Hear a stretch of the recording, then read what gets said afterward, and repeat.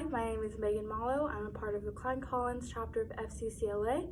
I'm competing at level 3 in the early childhood education reading literacy lesson. In my resource box, I have a material box for the children. It has crayons, markers, a pencil, and a booklet in it. I have some community helper visuals. I have a dry erase marker, mitt, and whiteboard for the children. And I have our book, What Do You Want to Be by Ron Ellsworth. If I were teaching this to the children in the classroom, I would use this bigger whiteboard for modeled writing, but that did not fit into my resource box. So this is what I'll be using instead. And I will be presenting this project to you as if I were teaching it to the children in the classroom. So without further ado, I will begin. Okay, good morning, everybody. Welcome. Today, we're going to be learning about community helpers. Does anybody know what a community helper is? Can we raise our hands? No one? That's okay, because that's why we're going to be learning about them today. So before I start, let's talk about community helpers. A community helper is somebody in our community. And remember, we've been talking about communities, and they're a big group of people that live and work and go to school together, right? And remember, community helpers are friends in our community that help us to stay safe, like firefighters, or doctors help us stay healthy, right? And mailmen give us our mail. Can anybody else think of any now that we have a little bit of a refresher? That's okay. So as we're reading, I want you to pay attention to some of the community helpers that we see in this book that our friends want to be when they grow up, okay? So out at the playground on a day filled with sun, the kids and Miss Green were having some fun. Ricky raced a fire truck through make-believe towns, saving dolls from dinosaurs and making siren sounds. Brandy rode her orange trike around and around, dreaming she could pedal right off of the ground. Scooter tied ribbons around rocks and leaves, making colorful gifts for his friends to receive. Now it's time for a fun game that uses your head. Let's pretend you're not kids, but grown-ups instead. Miss Green had a box that she placed on the ground. Is it gold? Scooter asked as the kids gathered around. What do you think's in the box? Do you think it's gold? Let's see. It's much better than gold. It's my box full of hats. Just put one on your head and you'll change just like that. Ricky said, I'll be a firefighter, and plucked his cap off his head. Then he put on the chief's helmet that was shiny and red. Fantastic, said Miss Green. What a great job for you. You can put out big fires and little ones too. What's he blowing out? Those birthday candles? What about you, Alex? What do you want to be? A farmer, said Alex. I'll plant row upon row. There's nothing more fun than watching things grow. Fantastic, said Miss Green. What a great job for you. You can plant seeds all around and grow lollipops too. Can you grow lollipops, friends? No, that's silly, huh? And finally, little Scooter, what do you want to be? Scooter thought and he thought, what can I be? A mail carrier, he said. That's the best job for me. Fantastic, said Mrs. Green. That is a great job for you. You can carry the mail and deliver presents too. Look at all those presents. Now we know what the kids will do. It's plain for all to see. But there's just one last question. What do you want to be? Okay, friends, so which community helpers did we see in this book? We saw a farmer, right? Good job. We saw a mail carrier. That was Scooter. Who else did we see? I think. Right, we saw Ricky the firefighter, right? So now what I want everybody to do is I want us to pull out our little white books from our material box, okay? Can everybody grab theirs out? And I want you to put it in front of you and then close up your box and put it to the side, all right? So we are going to be spelling a word. Now, before I pick what word we're going to spell, because it has to be a magic word, before I pick the word we're going to spell, I want us to go around and tell Miss Megan what we want to be when we grow up, okay? So what do you want to be? You want to be a farmer too?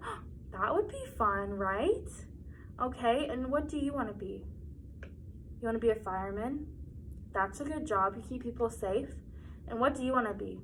You want to be a doctor? Okay, I think doctor is going to be our magic word. So magic word doctor has 6 letters. Can everybody say 6? Can we count to 6? 1, 2, 3, 4, 5, 6. So I want everybody to take their pencil out and we're going to make 6 magic lines on our paper, okay? So it's going to look like this. Once everybody's book looks like this, I want you to put your pencil and your book down and pay attention to Miss Megan, okay? Eyes on me. Awesome. All right, so in the word doctor, what sounds do we hear? Do we hear the doctor, doctor? What sound is that? You hear the D sound? And is the D at the beginning or the end of the word? At the beginning, right? So on everybody's magic line number 1, I want us to put a D. D for doctor, okay? Now, what about the other sounds that we hear? We hear doctor. What sound is that? You hear the R, the R sound at the end. And which magic line do you think that's going to go on? The last one, you're right. Okay, so on the last line, everybody write their letter R, okay? So we have our D, our D, and our R, the R, right? What other sounds can we hear? We hear our doctor. We hear the T. Awesome. And where do you think that T goes? Doctor. Think it goes here? It actually goes right here.